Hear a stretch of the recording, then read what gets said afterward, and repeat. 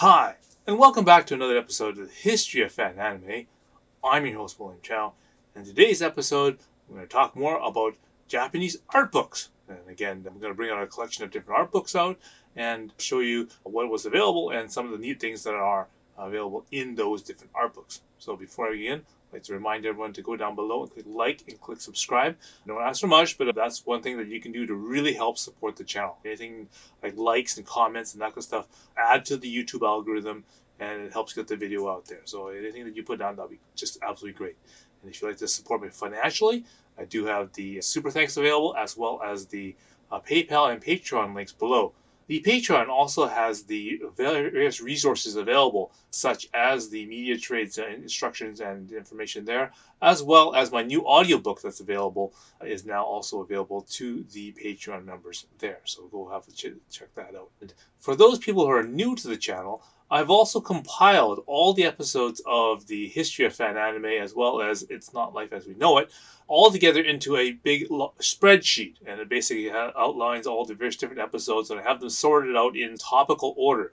So again, if you're looking for various different episodes to watch or different topics to cover, they're all listed in this database, and it has all the links on YouTube available. So this way you don't have to use the YouTube search algorithm, which is pretty horrible, to actually find content. It's all listed in this massive database. Again, link is below. Do check that out. The link does show not only the database, but also has all the other Excel sheets that I have for the best animes for the 1980s, as well as the current one that I'm working on for the My Anime list for the 1990s. All right? So do check that link down below. So in today's episode, we're going to cover some more Japanese art books. And again, in the time that these animes come out, they always release a lot of different materials to promote their animes. Usually if it's not only videos, as well as merchandise like posters and that kind of stuff, but usually one of the most concise things that they can release is an art book.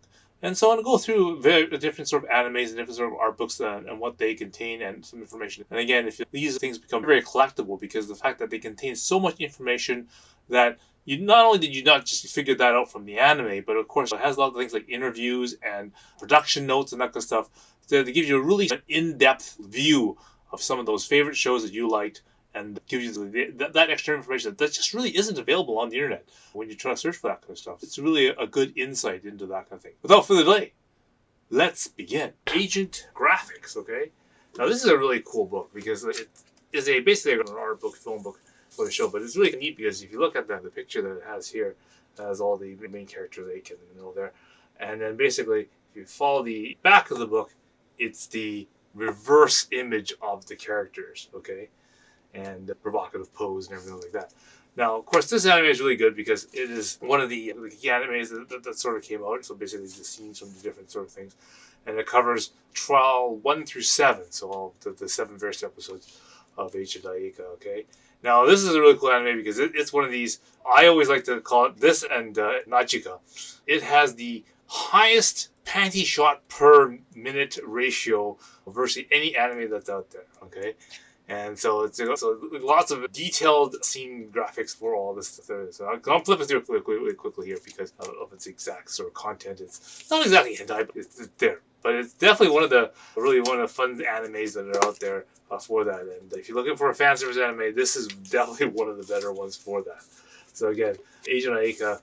And this is one of the better books. There's 2 books that really come out for this one, but this is the sort of the more complete one because it covers all episodes. And it has a very good pictorial and film graphic for them. So again, Agent Aika graphics. The next one is this one here. This is the Neon Genesis Evangelion Second Impression Bible for the Sega Saturn. Okay, it basically covers all the extra scenes in the game itself.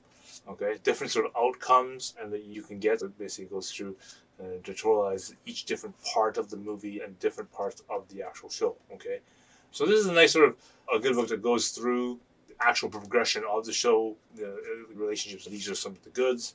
This is going to need some of the information and the storyboarding. This is really good information. This is stuff that you just don't know and can't find about it, which is really nice. And little cool things like this. It's just things you just don't get online even nowadays. You just don't get that kind of stuff. It's only like a detailed book like this. Again, if you're really into the music and you want to know how to play the music, whether on piano or guitar or whatever you have, that has all the sequences here for you, so you can actually do that as well. It's pretty cool. So yeah, so this is a good one for the Neon Genesis, only the second impression. Okay, the next book is for Card Captor Sakura. Okay, and this is another one of these sort of nice little art books and the guidebooks. Ooh, a nice, really good poster right at the very front here. Okay, really cool there. And then it basically carries a little bit about all the various different characters. Now this is more for the TV series, so this is sort of your episode guide. So it goes through by what episode number it is, and then basically outlines what goes on in the episode and gives you better detail. What's really nice about these is that sometimes you get stuck on an episode or you wonder why certain things happen.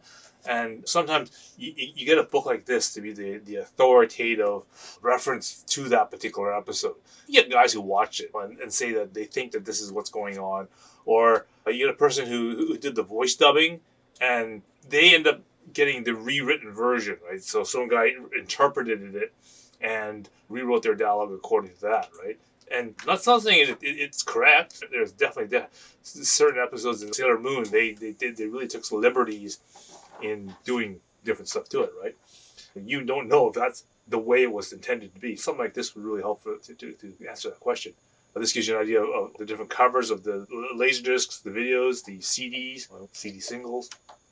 Okay, character designs. There's always, for anyone who's looking to learn how to to draw. Very good detailed design pictures on how to do that kind of stuff for all the various different characters, side characters, the enemy guys, backgrounds. Here's some basic storyboards and that kind of stuff to help you pull through an episode. Very detailed information about that kind of stuff. And then, of course, an interview with the actual actresses and voice actors, that kind of stuff, right? Junko's voice. This is where you can get some really good inside information. Again, stuff that you probably wouldn't even find on the internet, right? This is the time at the very back. You have a set of postcards that are back there. Of course, no one ever actually would cut these postcards and actually put a stamp on it and send it out. But back in the day, that's what they did. So anyway, so the Card Captor Sakura, what they call the perfect memory for the story TV series. Alright, and the next one is this one here. This is for Master Mosquitoon, okay, 1999. So this is in the era of all those vampire shows and everything like that, okay? This is one of these sort of fan service vampire type, funny type shows, right? It's a nice, good poster for that. Okay. And then there we go. So basically, the story of. So that's this. So it starts again first starting off with all the characters. All right. So introduction of all the characters, Mosquitoon himself, and all the various different sort of female characters. The next part is what they call the story digest. So that goes through the various different episodes one by one. It goes through each of the different episodes. Right. And then here's more. This part 2 of the season 2. Third part, season 3, right? So it goes over the episodes. So again, you can find out what's going on in each of the various different episodes if you had a question or more detail about that. So here's the illustration gallery. A thicker gauge of paper on this one, okay? So you can see some nice illustration gallery pictures of that. And again, after that, the final type shot that. I like how this one, they give you a really high detail of how each of the eyes are drawn. So this is here's the person's eye. Whose eye does this belong to type of thing, right? And it gives you really detailed ways of how that is written. Anyways, different characters. Okay. And so again, for those people who are interested in all that kind of vampire type of thing, so again, this is the era of things like Buffy the Vampire Slayer and that kind of stuff in popular culture. So now all of a sudden now we get all these vampire shows here, right? And so not only did we have things like Master Mosquitoon, we had Hellsing. Of course, we've always had things like Vampire Hunter D and things like that, but this just gives you more of that kind of nature of show. Anyway, Master Mosquitoon, this is done by Dragon Magazine, so the same guys who did Slayers and that kind of stuff, so that's why you can see that's a sort of similar type of art style and design. Really good reference book for Master Mosquitoon, definitely a pretty cool vampire show to check out. Okay, the next one is Langrisser 5, okay, or the End of the Legend. So this is the last Langrisser that they made for the consoles, okay, and this one particular one is for the Sega Saturn, okay, which is usually the first version that comes out. And again, this one, nice illustration design, a lambda, nice pictures of him. And it's all Satoshi Uchiwara stuff. So the Legend of Langrisser talks about Langrisser 1, 2, and 3. And again, I still play this game on mobile. I'm very play these guys here. So here's Langrisser 4, Langrisser 5, okay. And so it goes over the tips. But yeah, so it goes over the various different types of characters. Again, anyone who plays the game online or on the mobile or is very familiar with the various of these characters and that kind of stuff, and enemies and that kind of stuff to them. Okay, that's that. Now it goes through the details for each of the different levels and how to go through them, the strategies for them. Okay, and so you got to think before the era of YouTube videos and even before things like GameFAQs.com, if you got stuck on a level, there was really nobody you could go to get help on this. So if this particular level you kept on getting killed on, there's really no way that, or nobody that you could turn to. Sure, maybe you could go onto the internet, try to find somebody on news groups and that kind of stuff, but the problem is that the likelihood of finding someone that actually is playing this in English, okay, is pretty tough. The internet did reach Japan. The Japanese don't really use the English anime rec.arts. whatever or game whatever that, so they don't usually do that, right? So if you got stuck, you were pretty much stuck. So the only way to unstuck yourself is they publish these type of books, which basically helps you get through them all. So here's the character and voice thing. So here they are, they're matching the voice actor to the character, and then they have different comments on that. They've got little.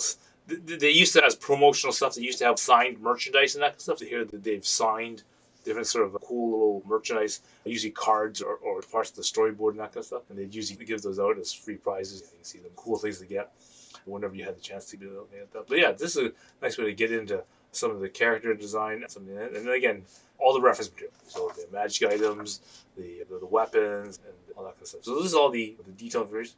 This is the more important parts, the class change chart. As the character gets better in the game, you get to choose which type of class or which type of progression that they go to, right? And this map allows you to map out what the optimal thing is. So if you, for example, he wants him to be a sword master, Sigma to be a sword master, you have to follow this particular chart in order to get to that particular thing. And some characters are better than others, so then those charts are very important, okay?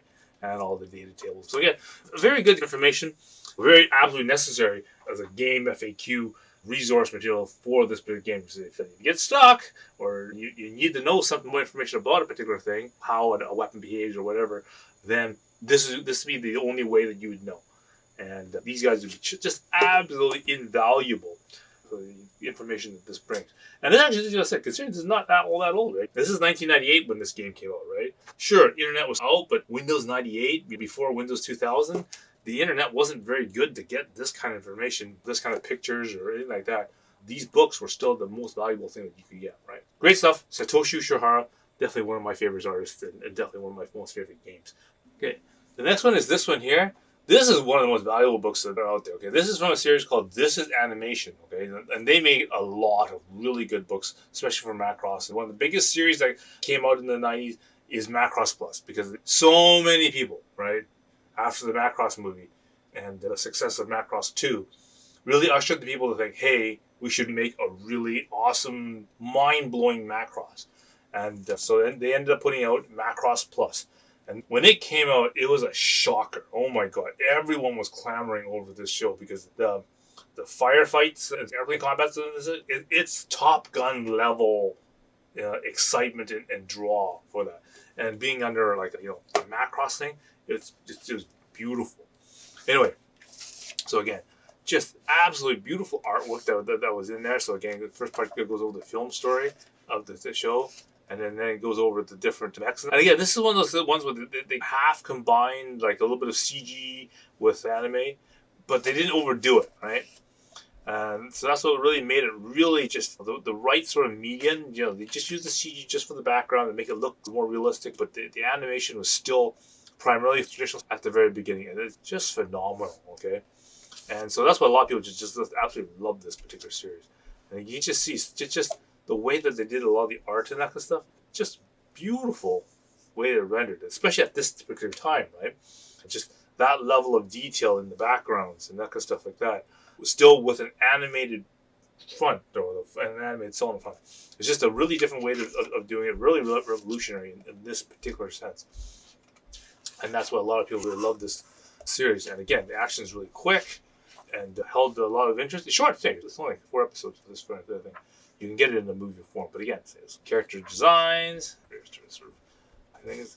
The mechs are always the thing. Lots of people were just so interested in the mech design on that particular thing. And still one of the most sought after kits whenever they make a rendition of this, because holy smokes. Didn't matter if it was $100 or $200 for the release for these things. People were just clamoring over these. But yeah, definitely. So you just see such detail and such technical amount of information and the layout for just simple things like like the fighter stick, a full armored version of that, training craft and whatnot. This is what people buy these books for. It's just all these extra diagrams and pictures. There's some different paint designs and that kind of stuff for them, right?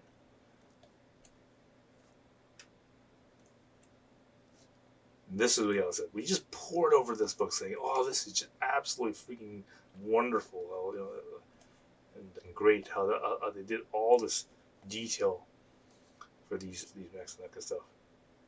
And that's why this is one of the most popular books out there for this. So again, like anything, just about anything, and this is animation special type of series of books.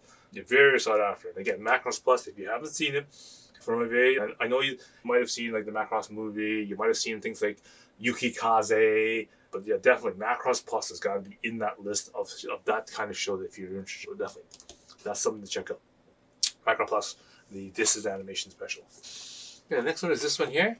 This is actually a pretty rare book, actually. Okay, so the anime is for SPT Layzner, okay? But it's made by a company called Z Anime, okay? Now, Z Anime also made a whole pile of different... It was actually a magazine, the predecessor to Animage magazine, right? Z Anime, they were an animation sort of magazine, like before 1986, right? And it was really funny, because that's when anime was really taking off. Strange how this company went out of business at that time, but... What they were really good for is you can see the different books that they were making, but they also made some really decent art books. And one of the ones I already outlined earlier in the previous episode was they made a series of books for Zeta Gundam, the Z Anime series of Zeta Gundam.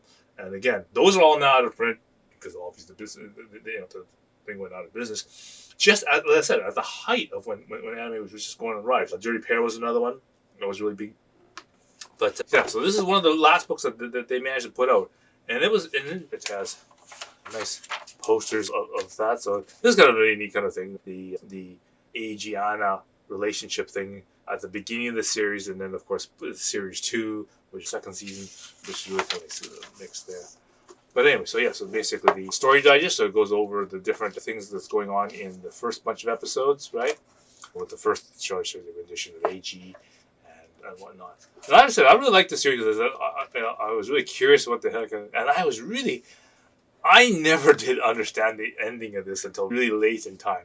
It was one of those series I had on my list of things I had to get subtitled because I didn't know what the heck was going on. And then in the end, of course, they finally get it translated, and now it's somewhat available loosely around the internet now. But yes, and I've detailed over the opening of it. Lonely Way is, again, a really iconic theme song. Even makes this reference to the anime Melios, which is actually in the lyrics. This is the second version ending, which is La Rose Rouge, the Red Rose.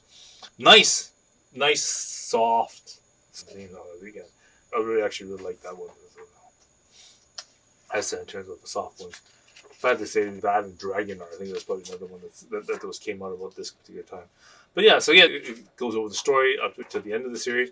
It's these type of books where I'm wondering what the hell happened in episode 38, which is this part here.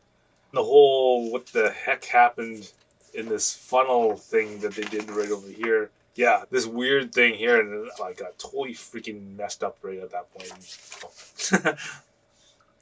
And it took me, as I said, literally into the 2000s before I actually figured out what the hell happened. But yeah, for all everything, this is the way to go. This is, again, the mech and them in action.